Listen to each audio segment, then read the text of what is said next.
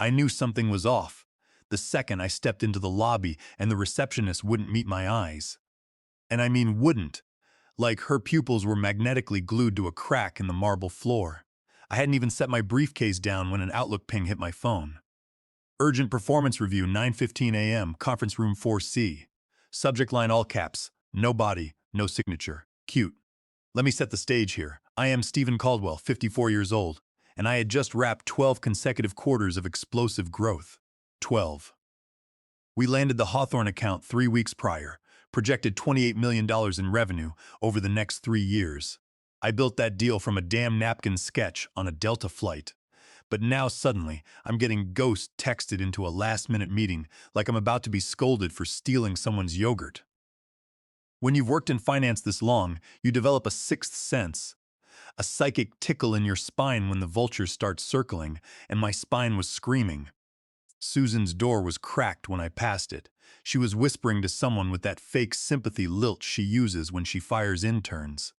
The same one she used when she told Jenny from accounting that her role had evolved beyond her scope. Which is corporate for, we gave your job to a 22-year-old with a ring light and a stepdad on the board. Anyway, I took the long way to the meeting room. Not out of fear, just strategy. Gave myself time to breathe, scan the halls, and clock who was avoiding me. A few guilty heads turned. One guy I'd mentored for 5 years literally ducked into the copy room, and that's when I knew it was happening. I slipped into my office and opened the locked drawer, grabbing my original contract. 8 pages of legalese, 3 of which I'd renegotiated after Q4 last year. I flipped to Clause 11C, read it, reread it, ran my finger over the initials. Susan's, Dennis's, mine. It was still there. My parachute, my kill switch, my insurance against exactly the kind of amateur hour screw job I was about to walk into. I folded the papers, slid them into my leather portfolio, and stood up. Adjusted my jacket, smiled into the mirror just once, then walked out. Now, if you've made it this far, you're even remotely curious about how this all backfired for them in the most expensive, public, gloriously irreversible way. Back in the hallway, I passed the mural the CEO had commissioned after our Series D funding closed, a grotesque backlit monstrosity of innovation. Funny, he never included the older veterans who actually closed the deal. Just a bunch of stock photo models in VR goggles. When I got to conference room 4C, the blinds were already drawn. Susan was inside, sitting stiffly with 2 HR reps who looked like they just dry-swallowed thumbtacks. Not a laptop in sight, no water, no printed reports, no performance discussion to be had, just the guillotine waiting for its cue. "Stephen," Susan said, with this grimace that was trying to pass as empathy. "Thanks for joining on such short notice." "Of course," I said. "I always make time for my team." Nobody smiled. She gestured to the chair. I didn't sit. There was a paper in front of her, 1 sheet typed. I bet my termination notice. Susan cleared her throat like she was about to announce my dog had died. "So, I'll just get right to it. We're restructuring, and unfortunately your position is being eliminated effective immediately. This decision is final and has been approved by leadership." Leadership, she meant Dennis, who hadn't even bothered to show his boyish Botoxed face. I nodded slowly. No tears, no protest, just took a breath and said, "Understood." Susan blinked, surprised. Maybe she expected a meltdown, a scream, maybe even a beg. Poor thing, she didn't know me at all. "I'll need your badge," she added almost apologetically. I handed it over, smiled of course, and just like that, I was no longer an executive at Osprey Capital. Except that wasn't true, not yet, because what Susan didn't realize, what none of them did, is that firing me 1 day before my bonus vested didn't save the money. It triggered a clause, Clause 11C, which meant they didn't just owe me $4 million. They owed me double plus damages, but they'd find that out soon enough. I left conference room 4C like I was headed to lunch, calm, collected, like the pink slip in my hand was just a damn planner receipt. Susan stayed behind, probably sweating through her blazer, praying I wouldn't make a scene. HR didn't even follow me. They just sat there like mannequins in a discount suit showroom waiting for their next restructure. I passed my office and didn't even glance at it. They'd box my things for me, or they'd toss them in the supply closet and pretend they never knew I was here. That's how this game works. You don't build empires, you get rented by them. Then discarded the second your value outpaces your obedience. But what Susan, and Dennis especially, never understood was that I never played by their rules. I just let them think I did.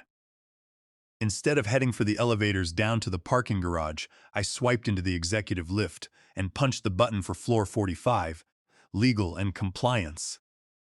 I'd spent enough time up there during the Hawthorne deal to know who still had a soul behind their NDA-stamped eyes. The receptionist barely looked up until I dropped my leather folder onto her desk. "Tell Oliver Vance I'm here," I said. She blinked. "Do you have an appointment?" "I just got fired," I said with a smile. "He'll want to see me."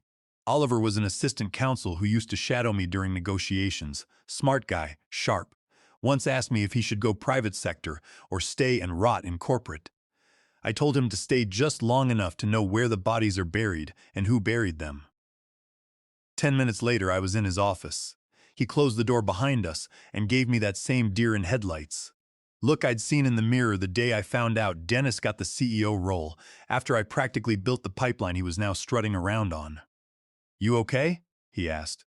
"They let me go," I said, effective immediately. "No cause cited, no severance beyond standard, no mention of the incentive clause." His brow furrowed. "Which clause?" I opened the folder, flipped to the page, and handed it to him. Clause 11C, paragraph 3, subsection A. He scanned it once, then again slower. His face didn't change, but his eyes sharpened like a camera coming into focus. "Did you add this during your Q4 renegotiation?" They initialed every page. Dennis even asked what the multiplier line meant. I told him it was to cover transitional risk if I left. He shrugged. Oliver sat back in his chair. "Stephen, this clause is airtight. If they fired you within 24 hours of vesting, they owe you the full bonus plus 50% of your final year's base, plus damages if contested in arbitration." "Correct," I said, and it wasn't just Dennis, Susan knew. She signed the implementation memo last December.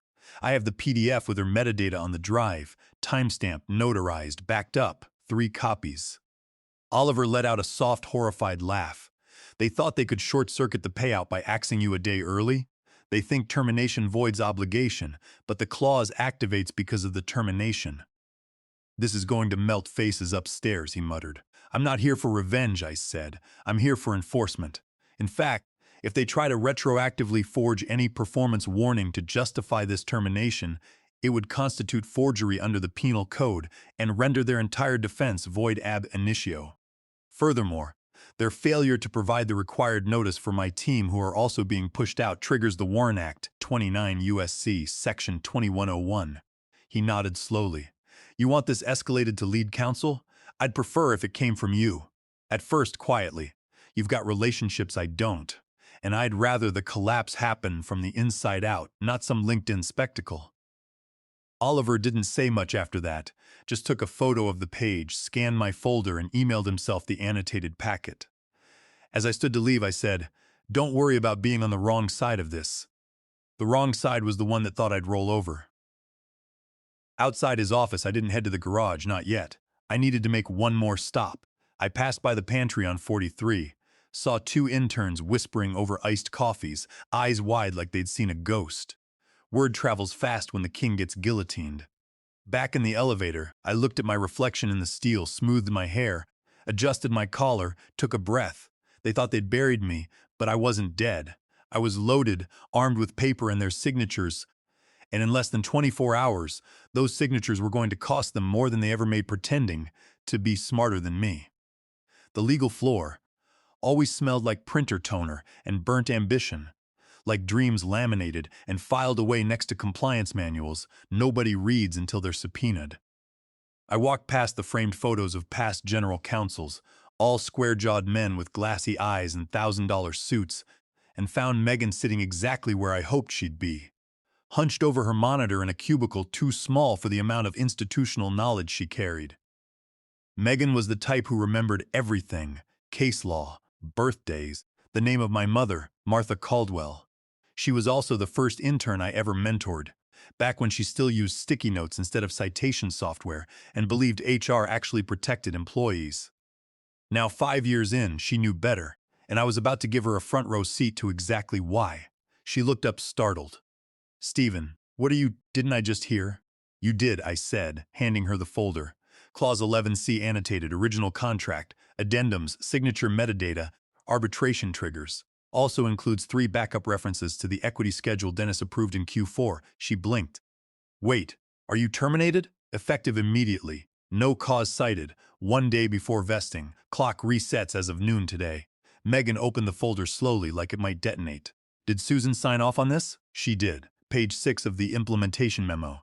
DocuSign from her iPad, timestamps in the margin. Jesus. Clause activates upon involuntary termination without cause within 24 hours of any major equity event including scheduled vesting. I didn't hide it. I highlighted it. Dennis laughed and said, "Only lawyers read the fine print." Megan was already on page 3 when she stopped, blinked, read the paragraph again, then again slower. Her mouth opened like she was about to speak, but the words got lost somewhere between her gut and her ethics. This clause, yes, I said, triggers an accelerated payout equal to 2x the equity value, plus base, plus benefits continuation, plus indemnity provisions if they try to stonewall. Not to mention, if they fail to issue my final paycheck immediately upon termination, they violate California Labor Code Section 201, which accrues waiting time penalties every single day. Megan, this is delicious. She looked up at me both horrified and impressed. They thought they were being clever. They thought I wouldn't notice a last-minute firing with no severance discussion, no legal presence, no memo from compliance. They thought wrong. Megan glanced toward the hallway. Does Oliver know? He does. He's escalating to lead counsel, quietly. But I figured it wouldn't hurt if someone else started pulling the red thread too. She nodded, still absorbing it like her brain had just walked face first into a rake. Clause 11C, this language is surgical. I wrote it while recovering from pneumonia, signed it in a hospital gown with an IV in my arm. That's how far ahead I was playing. She shook her head, grinning despite herself. Might want to run this up the ladder, she said, holding the folder like it was radioactive. I leaned in a little closer. Megan, this is one of those moments that defines you. You can flag it and pretend it's someone else's problem, or you can own it. Be the one who saw the fire coming and sounded the alarm. She didn't speak, but I saw the resolve slide into her posture like a metal rod. I'll take it to Helen, she said, right now. Good. As I turned to leave, she asked, what if they try to bury it? They can try, I said, but it's already backed up in 3 places with timestamps. 1 copy in Oliver's hands, 1 in my personal legal archive, and 1, I paused, in a drive labeled Dennis's gift basket that automatically emails the full packet to the board if anyone modifies my employment record without a matching clause tag. Megan's jaw dropped. Are you serious? I smiled. They like to pretend I'm a file folder in a suit. I let them. It's amazing what you can build in the dark if no one bothers to watch you closely. I walked out of legal like I owned the floor. Not a single person stopped me. Not one raised a hand or asked where I was going. That's the thing about quiet exits. People assume you've accepted defeat. But that morning, I wasn't leaving the building broken. I was leaving it booby-trapped, and someone had just tripped the wire.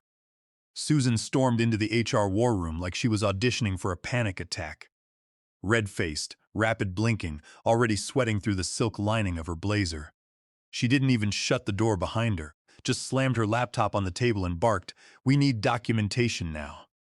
Across the table, a junior HR rep blinked like a turtle yanked from a pond. Documentation of what exactly? Stephen's termination. Something that shows we had just cause, a waiver, a write-up, an incident log, anything. The rep typed with 2 fingers, scrolling through an empty folder like it might magically populate with HR miracles. Susan. He's never even had a formal warning or a verbal coaching note. He's clean. Susan threw her hands up. There has to be something. He's building a case. He walked out of here way too calm, and now legal is. She stopped herself. The rep's brow furrowed. Legal is what? Never mind, Susan snapped. Just keep looking. Downstairs in compliance, a quiet alarm had already started to ring. Megan had passed the folder to Helen, the board's lead counsel, who read it once, turned the color of skim milk, and requested a discreet but immediate review of Stephen's employment history, contract amendments, and compensation triggers. Meanwhile, Susan was now dialing extensions like her career depended on it, which incidentally it did. Jerry, it's Susan, she said into her phone. I need all the emails tied to Stephen's Q4 renegotiation. Contracts, internal approvals, equity schedules, everything. What do you mean it's archived? Then unarchive it. At that same moment, I was packing up my office upstairs. Not hurried, not angry, not even solemn, just methodical. Picture a surgeon cleaning their tools after a successful operation. I unplugged my docking station, folded my sweaters with geometric precision, and placed my old Rolodex, yes, I still had one, into my leather briefcase like it was a relic of a better time. I glanced at the photo on my desk. Me and my mother Martha, 10 years ago, toasting with cheap champagne the day I got the Osprey offer. Be so good they have to notice, my mom had said. They noticed, just too late. Back in the bunker, Helen stood silently behind Susan, who was now furiously scribbling something onto a notepad as if paperwork could reverse time. Susan, Helen said. Susan jumped like someone had dropped a gun on the table. Yes, Helen held up the packet. Is this your signature on page 6 of the implementation memo? Susan squinted. Yes, but I didn't read all the amendments. Dennis just said we needed him to stay through Q4. Helen raised an eyebrow. And you initialed every page. Well, yes. We were rushing to finalize headcount projections. Helen tapped the folder, Clause 11C. It triggers a payout that doubles the standard equity incentive if an executive is terminated without cause within 24 hours of a major equity event. Wait, the rep said from across the room. He was due to vest tomorrow. Exactly, Helen replied. You fired him today.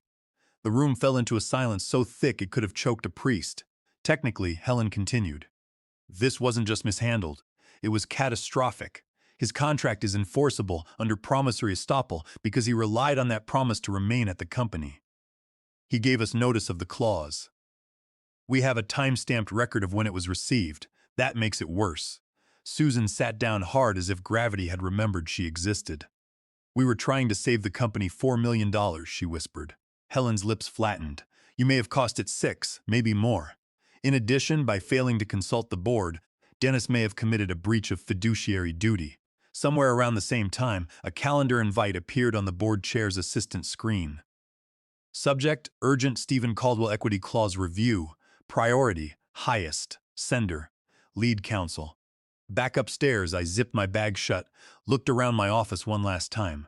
It looked smaller now, like the walls had caved in slightly, like the space knew it had lost something it couldn't replace. I walked out with nothing but a briefcase, my shoes clicking steadily against the tile. Past the photos of Employee of the Month winners, past the glass cases full of trophies for innovation and team excellence. I paused only once at the elevator.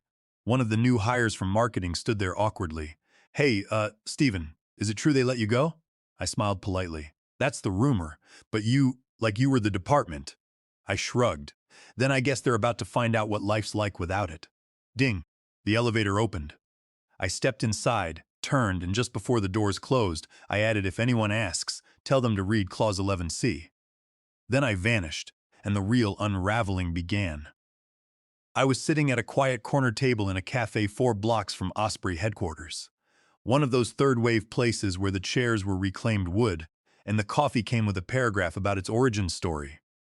I wasn't there for ambiance. I was there for the Wi-Fi, the line of sight to the front door, and the peace of watching rich tech guys panic through Bluetooth headsets. I sipped slowly, checked my phone, and there it was. From Helen, Lead Board Counsel. Subject, Clause 11C acknowledged. Time, 10:41 a.m. Stephen, we are currently reviewing your termination file and contract Clause 11C. Your annotated documentation has been received. Timestamp confirms delivery. Will advise shortly. No apology, no flattery, just cold, clipped legalese, the kind that meant they'd realized I hadn't been bluffing. I smiled, then opened my encrypted backup app. 3 versions of my contract sat there, as pristine as the day they were scanned. Every page annotated, every signature clean, every single initial from Dennis, Susan, and 2 members of the compensation committee logged, time-stamped, and filed complete with location metadata. I even had a screen recording of the Zoom meeting where the final equity plan was approved, complete with Dennis sipping sparkling water and saying, yeah, whatever legal wants, just get him to stay through year-end. Across town, on the 44th floor of Osprey HQ, Helen slid the packet across the glossy conference room table with the kind of gentleness you'd use to hand someone a live grenade. Dennis picked it up lazily, like a man swatting away a housefly. This again? He muttered. He's bluffing. He's not bluffing, Helen said flatly. He's executing. Susan was in the corner, arms folded so tightly her fingers were turning purple. But if we already fired him— You didn't void the bonus, Helen interrupted. You activated it. The clause explicitly states that termination without documented cause, within 24 hours of a scheduled equity vest, triggers accelerated payout terms. Dennis blinked. We did that before it vested. That's the point. Helen tapped the packet. You did it within the 24-hour trigger window. The clause doesn't just cover the moment of vesting, it protects against any last-second maneuvering. And you initialed that language yourself. Page 4. Lower right corner. Timestamp 12:43 p.m. February 19th during your Q4 board session. Dennis's face dropped half an inch. No one reads that stuff. I thought legal was just being thorough. Helen didn't even blink. We were. He flipped to the page, scanned it, and visibly flinched. Jesus. He also submitted his full termination file to Oliver and Megan within 90 minutes of leaving the building. He has a digital trail that shows he notified 3 internal channels before your department even uploaded his exit memo. Susan let out a choked laugh. He was planning this. Helen looked at her, eyebrows raised. He was planning not to be robbed. Big difference. Back at the cafe, I leaned back in my chair. It was that rare, electric feeling, vindication, but still wrapped in silence. The moment right before the world admits you were right. The pause before the storm understands it's about to rain in the wrong direction. My phone buzzed again. From Megan. Subject: FYI clause language circulating. Time: 11:07 a.m. Helen has forwarded your clause file to the Compensation Committee and External Counsel. Things are moving quickly. Not everyone is happy. Stay alert. I tapped out a simple reply. Understood. Let me know if they attempt to amend anything retroactively. I have version history on every doc. Then I closed my email, opened a crossword puzzle app, got to work on a 7-letter word for poetic justice. Inside Osprey, Dennis was pacing now. So what's the damage? Helen flipped through her notes. Standard payout was $4 million. Clause 11C adds a multiplier based on remaining unvested equity, plus a penalty for premature termination without cause, plus damages if he seeks arbitration. Ballpark it, he snapped. 6.5, she said, eyes cold, assuming he doesn't push for more. Dennis turned to Susan. You said this would save us money.